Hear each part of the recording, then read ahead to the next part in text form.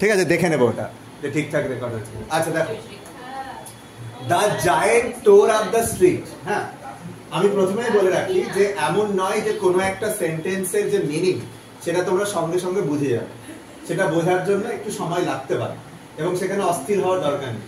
এই সেন্টেন্সটা আমি যখন প্রথমবার পড়লাম তার মানে এটাই যে টোর আপ করা মানে কোনো কিছুকে ছিঁড়ে দেওয়া, ড্যামেজ করা, ও যেমন বললো স্যার ডেস্ট্রয় করা, তো মিনিংটাও বুঝতে পেরেছে ফার্স্ট মিনিংটা। ঠিক আছে, এবার প্রথমে যেটা করতে হবে আমাদেরকে, কোনো স্ট্রাকচার আঁকার আগে বুঝে নাও, প্রথমে আমরা মিনিংটা লিখবো, প্রসেসটাকে শেখার চেষ্টা করবো, উত্তরে যাওয়ার চেষ্টা করো না, উত্তরে যেতে গেলে ভুল হবে।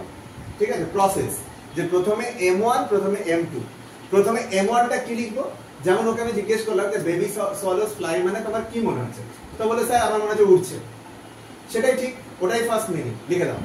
তো এখানে যেমন আমার মনে হচ্ছে the giant tore up the street, এর মানে the giant damaged or destroyed the street, হয়ে গেল, ডান। আচ্ছা, আর এখানে টোর আপ একসাথে, টোর আপ কথাটার মানে হচ্ছে ড্যামেজ, সেই জন্য এখানে আমরা টোর আপটাকে ভার্ব ভি এর মধ্যে রেখেছি, এটাও বলে রাখছি। ঠিক আছে, পরের যে মিনিংটা টোর আপ দ্য স্ট্রিট, থামো দেখো কিভাবে the giant tore up the street, আর দ্য টোনটা বোঝার চেষ্টা করো, the giant tore up the street মানে rushed up the street or run very fast up the street।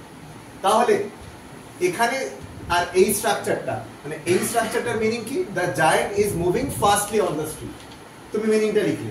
এই মিনিংটা কি স্যার একদম পারফেক্ট হতে হবে তা না, তোমার যা আন্ডারস্ট্যান্ডিং সেই আন্ডারস্ট্যান্ডিং অনুযায়ী লিখবে, যাতে এবং চেষ্টা করবে যে দুটোর মধ্যে তুমি ডিফারেন্সিয়েট করতে পারছো। যেমন ধরো আমি একটা সেন্টেন্স বলছি, the corner of the street is looking dark, the corner of the street is looking dark, এর স্বাভাবিকভাবে এটা শুনে মনে হচ্ছে the corner of the street, ওই রাস্তার কোণাটা অন্ধকার। এবার ভাবো, corner of the street looking dark, কোণা তো অন্ধকার বলছে না, কোণা, এটি প্রথমটাতে ডার্কনেসটাকে বোঝাচ্ছে আর পরেরটাতে কর্নারটাকে এমফাসাইজ করছে। The corner of the street looking dark, অন্ধকার যে রাস্তাটা তার কর্নার। ঠিক আছে, আর পরেরটাতে বলা হচ্ছে রাস্তার যে কোণাটা কর্নার সেইটা অন্ধকার, দুটোর মধ্যে পার্থক্য রয়েছে। ঠিক আছে, তো সিমিলারলি মিনিংটা প্রথমে বোঝার চেষ্টা করো। বেবি সোয়ালোস ফ্লাই, বেবি সোয়ালোস সাবজেক্টের মধ্যে চলে আসছে আর ফ্লাইটা পরের অংশ প্রেডিকেটে চলে আসছে, আর baby swallows fly, baby subject, swallows fly প্রেডিকেটে আসছে, দুটোর মধ্যে আলাদা রয়েছে। একটাতে যে বেবি সোয়ালোস মানে যে বাচ্চা পাখিরা তারা উড়ছে, আর একটাতে বেবি সোয়ালোস ফ্লাই মানে একটা বাচ্চা একটা মাছিকে গিলে নিচ্ছে, দুটোর মিনিং আলাদা। প্রথমে মিনিংটাকে বোঝার চেষ্টা করবে, M1 লিখবে, M2 লিখবে, হয়েছে। এবার করার পর আমরা 5টা স্ট্রাকচার শিখেছিলাম, কি কি স্ট্রাকচার শিখেছিলাম, তো সেই স্ট্রাকচারের মধ্যে প্রেডিকেশনের যে স্ট্রাকচার ছিল সাবজেক্ট আর প্রেডিকেশন, তাহলে সেখানে কি করব, সাবজেক্টটা হচ্ছে দ্য জায়ান্ট আর টোর আপ দ্য স্ট্রিট। ঠিক আছে, এখানে রয়েছে subject R প্রেডিকেশনে the giant tore up the street. ঠিক আছে, এই অবধি তো ঠিক আছে। এবার যেটা হচ্ছে দ্য জায়ান্টকে কি করছি, দ্য জায়ান্টের এমটা হচ্ছে মডিফায়ার, এম ফর মডিফায়ার, এখানে লিখে দিচ্ছি আমি, এম ইজ মডিফায়ার, এটা বুঝে নাও। আর এইচটা কি, এইচ হচ্ছে হেড, হেড।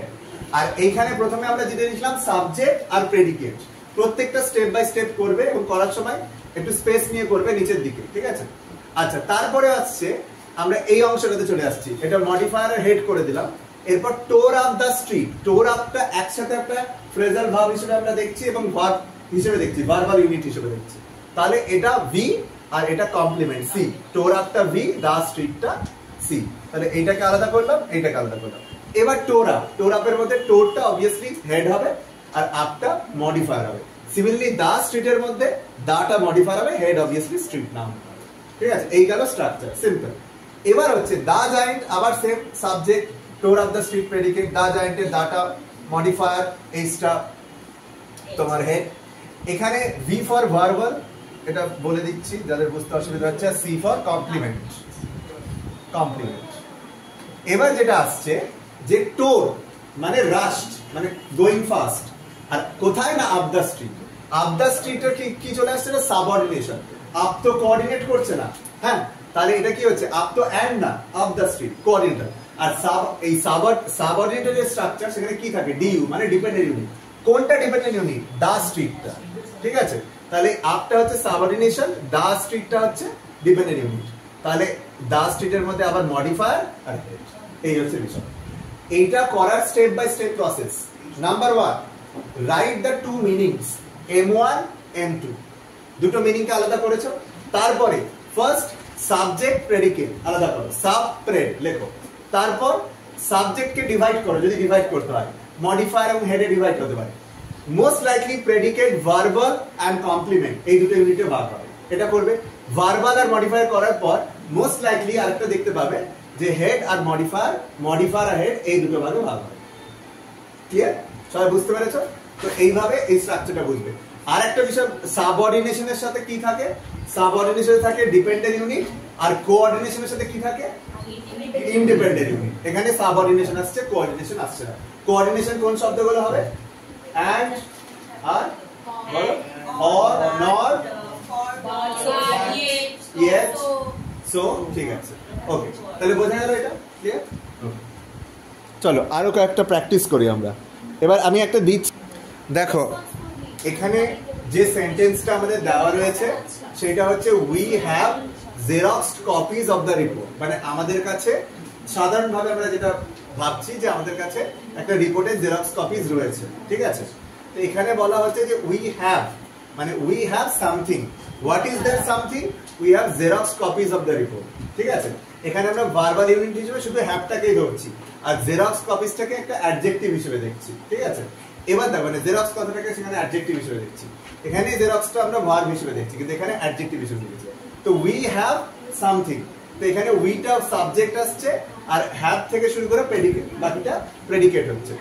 হ্যাভ আর xerox copies of the report, have verbal unit আসছে, আর বাকিটা কমপ্লিমেন্ট আসছে। এই যে complement, xerox copies of the report, এর মধ্যে মানে কোনটা মডিফায়ার, মানে যেমন রিপোর্টটাকে মানে মডিফাই করছে জেরক্স কপিজ, রিপোর্ট আছে তার জেরক্স কপিজ, তাহলে জেরক্স কপিজটা মডিফায়ার, অফ দ্য রিপোর্টটা হেড।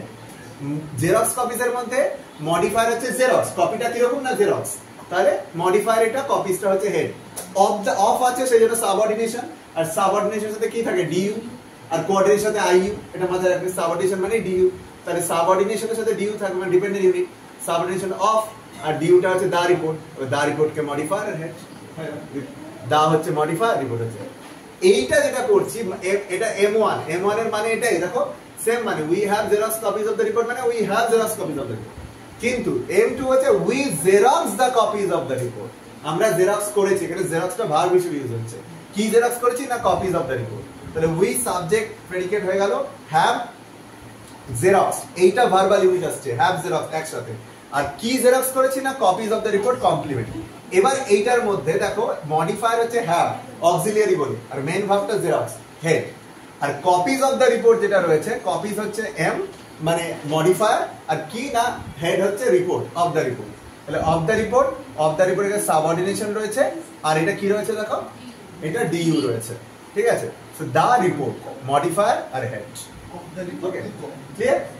একদম ক্লিয়ার, বোঝা যাচ্ছে? আচ্ছা, ওকে।